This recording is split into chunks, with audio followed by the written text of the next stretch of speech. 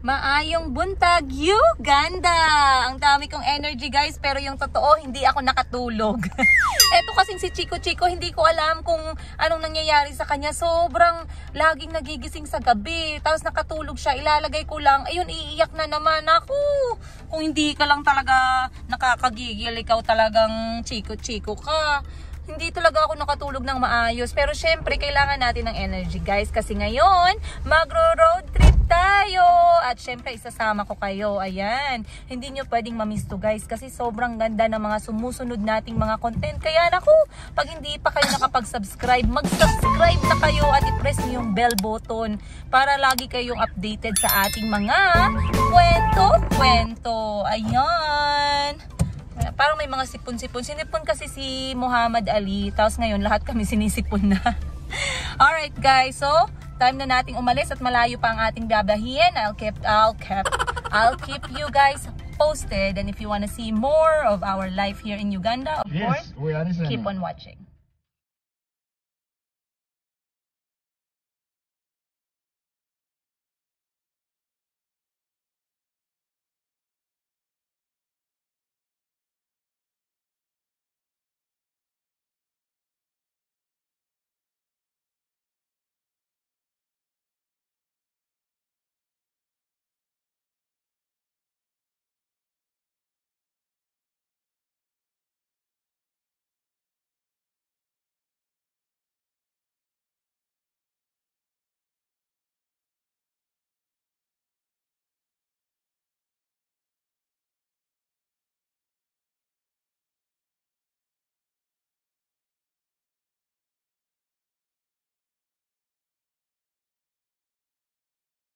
Ayan guys, hindi pa tayo nakakalabas ng Kampala, feeling ko lang kasi ang dami naming hinintuan. Ngayon nakahinto na naman kami dito dahil may tumatawag na supplier.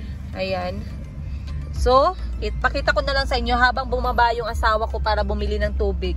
Pakita ko na lang sa inyo ito yung mga gamit na dala ng lola ninyo. Ito syempre yung aking pambansang backpack. Matagal na to sa akin guys, magdadalawang taon na. Nabili ko to sa Payless sa Thailand. Ayan. Tapos yung sapatos ko, nasa Thailand ko din nabili. Magtatatlong taon na. Ayan. Hindi ko na nga sinusuot ng liston. Sinisipon yung lolang tindera ninyo guys. Kasi sinisipon nga si Muhammad Ali. Nahawa kaming lahat. Tapos ito, nagdala ako ng tsaa. Syempre, water bottle ko ay courtesy ng aming supplier. Ayan, Lucky Juice Factory namigay ng water bottle sa amin. So binigyan ko yung mga kasamahan ko sa tindahan. Ayan, mapula na yung ating mata. Mapula na yung mata ko tsaka yung ilong ko kakapunas. Nako, naluluha yung mata ko, sobrang kate. Kasi guys, alam nyo, etong si Muhammad Ali, ang kanyang immune system ay mababa. So kapag pumapasok na ng paaralan, lagi siyang umuwi ng may sipon at ubo. Bilang lang yung mga araw sa isang taon na wala siyang ubo at sipon. So talagang ini-encourage ko lagi si Muhammad Ali na uminom ng tubig. Napakaraming tubig at gatas. Ayan. Para natural yung remedy. Ayoko rin kasi na lagi silang nagtitake ng gamot. At nakadepende na yung katawan nila lagi na lang sa gamot. So ayokong ganun. So tinatry namin na natural. Katulad nito, nagpadala si Auntie Christine ng tsaa. Ayan. I love you, Auntie. Salamat sa pagmamahal sa amin at saka sa mga bata. Hindi ko alam anong gagawin ko kung wala si Auntie. So, eto, nag-impake siya ng tsaa, ginger tea. Ayan. At, bakit ako nagbibitbit ng ginger tea, guys? Kasi, alam nyo ba na dito sa Uganda, yung isang cup ng tsaa, medyo mahal, 10,000 Ugandan shillings or nasa 100 pesos. Yung asawa ko ayaw niya ng maraming bitbit, pero ako ayoko ng maraming bili. Yun naman yung akin.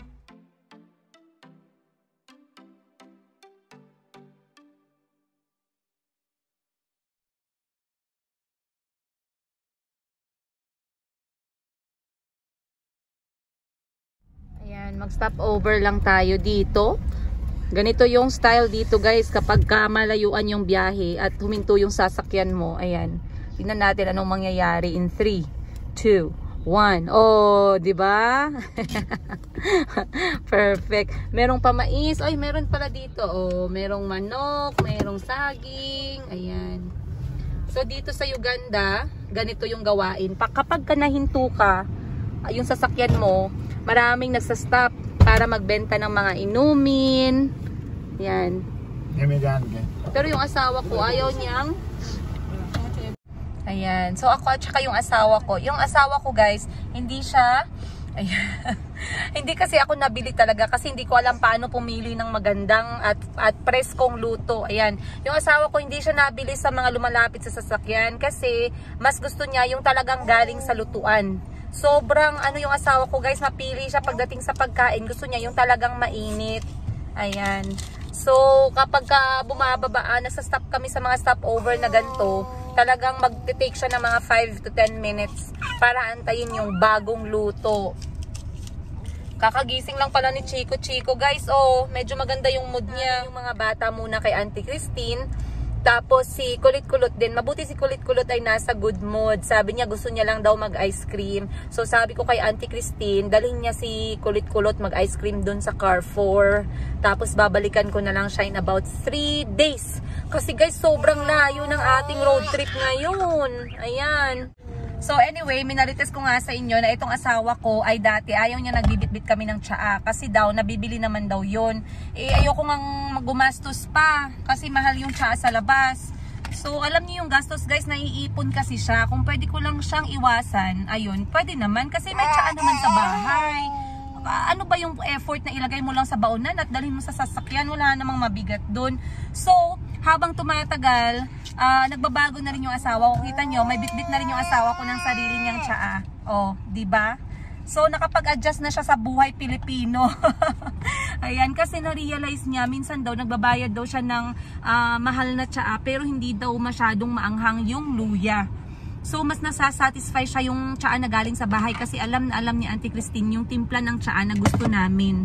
So talagang satisfied si Hasan doon. Kaya ayan, nagugustuhan niya talaga yung tsaa na maanghang. So ngayon, ayan, pareho kaming may baon ng tsaa. Hindi na kami nagastos. Bukod doon, nagustuhan namin yung timpla, o di ba? So si Chico, syempre kasama 'yan. Ayan. So ganito yung araw namin, guys. I-film ko tong araw na to kasi dahil magro-road trip tayo ng medyo malayo-layo at bagong town yung pupuntahan natin.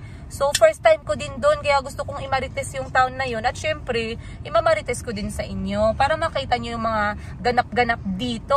Ayan, 6,000 miles away from Manila. Chinek ko talaga sa mapa. Gaano ba tayo kalayo? Makati ang ilong ko, guys. Ayan. Mapula na. Eto at may inabot na yung asawa ko, oh. Eto yung gonja or plantain. Agoy, sobrang init naman.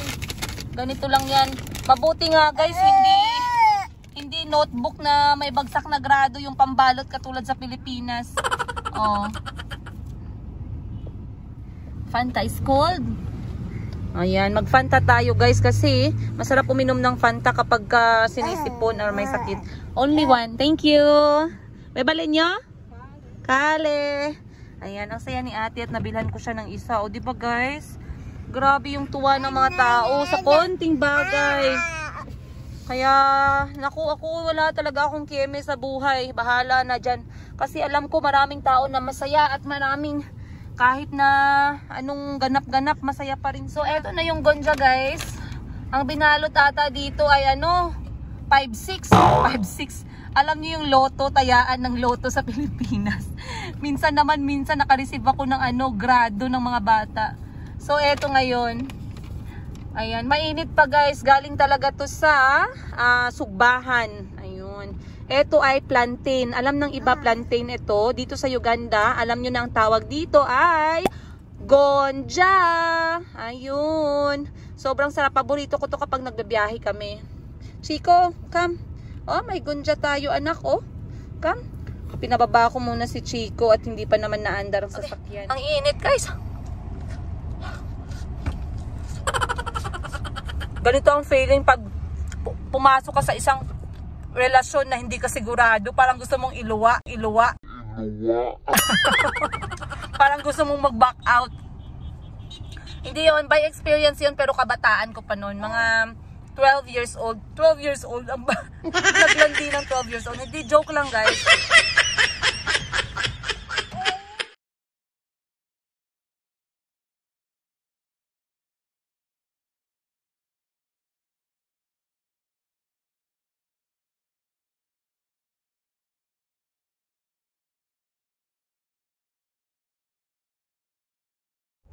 Ayan. Isa pa pala to sa street food na lagi naming binibili kapag nasa road trip kami. Oh, eto ay tinatawag naman na mucho mo. Ayun. So, ano to siya guys? Karne ng kambing, barbecue. Ayan, sa gilid ng daan. Tapos pinalagyan lang namin ng sili powder. Sarap guys. Sana napaglaway ko kayong lahat dyan na nanonood. Masarap talaga siya. I-try nyo.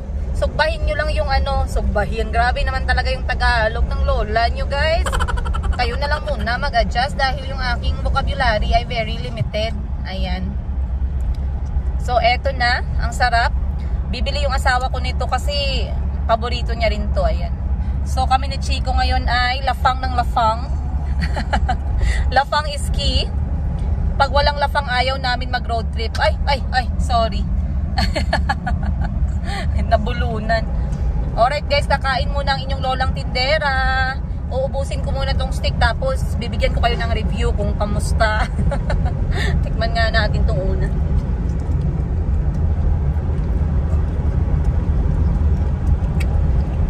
Sarap. Tama lang yung asin niya at sili. Nag-review na ako. Pero matigas yung karne, hindi masyadong napalambot. Thank you. Kakatapos lang umulan.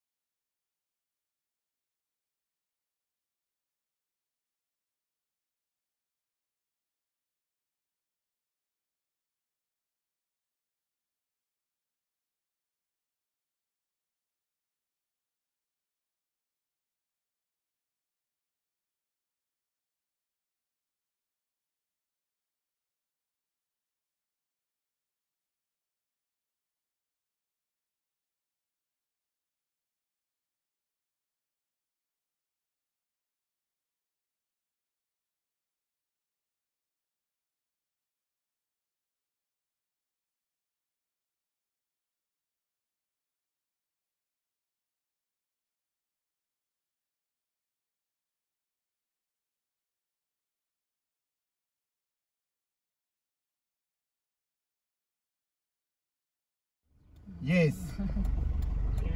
Wait. Nauwahi si Inday. Tambok sila. Ayan, nag-stop over muna ang inyong lolang tindera at inyong lolo dahil kailangan nating mag-stretch at kailangan ko ding umutot. Kanina ko pa pinipigilan yung utot ko sa sasakyan. Ngayon nakautot na tayo. Bala na kayo dyan, carbon dioxide. Ayan, andito kami ni Chico. So, toilet break, mag-stretch at bumili ng kailangan natin kasi meron ditong tindahan. Ayan. Bonjour! Para tayong nasa Paris. Bibili tayo ng kailangan natin. Right, Chico? What do you need? Hello! How are you guys? We are fine, thank you. Ganito yung itsura ng stopover na tindahan. Aba, ang ganda. Meron silang mga magagandang water bottle. Aba, yes? You need this. Yeah, I can have one. Is it good? Ang ganda ng mga water bottle dito. Tsaka sobrang organized. O, diba? Nashook na naman kayo, guys. Grabe naman kayo, guys. Ang ganda ng tindahan. Air conditioned pa. Wow. It's air conditioned. Ang ganda ng fridge. Organized. May snacks dito. May pa-biscuit. Ayan. May pa-wine. Ayan. May chocolates. Toblerone. Sneakers. Oh, meron din pala silang mga boxer shorts. So, kung nag-travel kayo at wala kayong dalang panty, panty tsaka brief, meron dito. Ayan. Ay, may panty talaga. Wala naman ako ngayon ko lang nakita yung panty. Ayan. So, kompleto ha, in fairness. Very good. Good job, guys. Charot, parang amo ng tindahan. Ay, maganda. May sabon. Ayan. Liquid soap. Kailangan namin ng ganito pala for lunch. Lunch we'll eat in the hotel. Okay. Late dinner maybe. The chef there is very good. Okay, that's good to hear. Ayan, an apple a day keeps the doctor away. Chico Chico, apple for us. Ito yung mga nabili namin guys. Yogurt, tubig, tsaka apple. Inugasan lang ng asawa ko malambing. Malambing lang yan ngayon. Malambing ngayon. Bukas hindi na malambing. Say hi. Hi. Hi. Hi na. Say, Mama. Apple, di mo na dong. Mama. Say, Mama. Aya. Mama.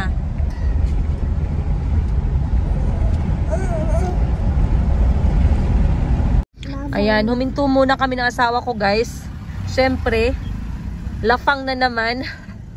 Parang hindi kami nabubuhay ng matagal ng isang oras kapag hindi kami nakain. Kaya ayan, ayun siya sa may maliit na tindahan, bumibili ng sugbang kambing ulit. Ayun. Ay pa cellphone pa si Koya. I-videohan ko nga to guys para makita ninyo. Bagsakan ng matoke. Ayan. Nakikita nyo ba? So dyan, binabagsak ng mga local farmers yung matoke. Ayan. Ako lang yung binilhan niya. Tatawa ako. Alright guys, tsikahan ko kayo ng trabaho ng asawa ko. Nakikita nyo ba yung tower sa taas ng bundok? Ayun sa ating right side. Ayan, may makikita kayo dyang signal tower. Isa yan sa trabaho ng asawa ko. So sobrang layo. Mga 4 na oras na kami ngayon away sa bahay. Ayun. So may malayo. So ganito na yung itsura ng probinsya dito. Ayan, sobrang green. Ayun guys, ang tower sa taas ng bundok. Yan yung nagbibigay ng signal sa mga tao na nakatira sa komunidad na to. Ngayon alam nyo na guys, nakarating na rin tayo sa pinakaunang town na ating i-explore ngayon. Ito yung Hoima Town. Ayan. How long is Hoima Town from Kampala, Mr. Tour Guide? It's about 4 hours. 4 hours. Ayun, mga 4 na oras tayo galing sa capital city ng Uganda. And what is Hoima Town known for? It's the headquarters of the Bunyoro-Kitara Kingdom. Those are too complicated for us, the beginners of history. It's I mean, which products are they known for? salt. Salt. Yes. Wow, okay. As in pala yung main product nila dito. Fish. Fish also. But now they are well known for being the city with oil, petroleum. Wow, isn't that a very good thing? Yeah, that's why you see a lot of developments going on. Oh, kaya pala. Okay guys. Airport, new airport. Aba, may airport din sila. Local airport, you mean? International airport. Ito yun, yung mga businesses dito, oh, mga tindahan, restaurant. They have an upcoming international airport. And the construction, they have a pipeline. So mamaya kukuha tayo ng marami pang mga content sa town na to. Para naman malaman nyo na ganito yung itsura ng mga town. 4 na oras ang layo galing sa Kampala. They are known for oil and gas.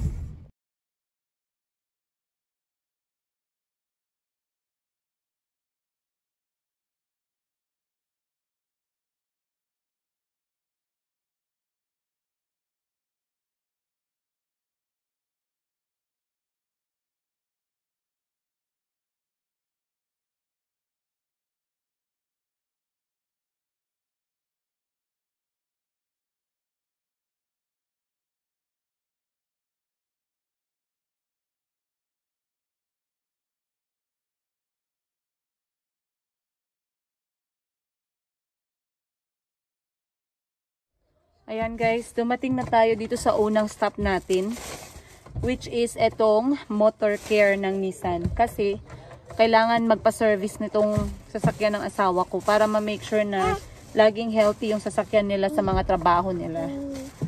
So nililinis ko lang yung mga basura ko dito guys kasi ang dami kong ginamit na tissue dahil nga masama yung aking ilong ngayon, sobrang kate. So tanggalin lang natin. Ayan, naririnig nyo. Ang pula pati ng mata ng lola ninyo. Ayan, pero nakasurvive tayo sa ating biyahe. Iiwan natin itong sasakyan dito sa Motor Care para magpahatid tayo dun sa ating hotel ngayong gabi. Ayan. Ay, naku, ang dumi-dumi guys. Dumi. Ayan guys, nag-aantay lang kami kay Daddy sa asawa ko kasi hinakausap niya lang yung mga staff dito sa Motor Care. So habang nag-aantay, eto at naupo muna kami ni Chico. Konting stretch dahil 4 na oras din tayong nagbiyahe. Chico! Chico, unsa na dong?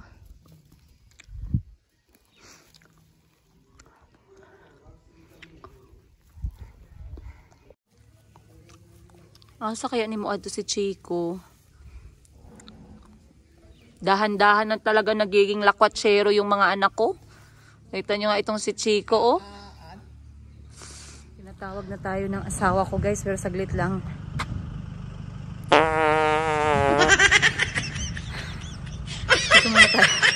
Umutot muna tayo dun sa labas, baka mamaya hindi makapag-drive ng maayos yung ating driver.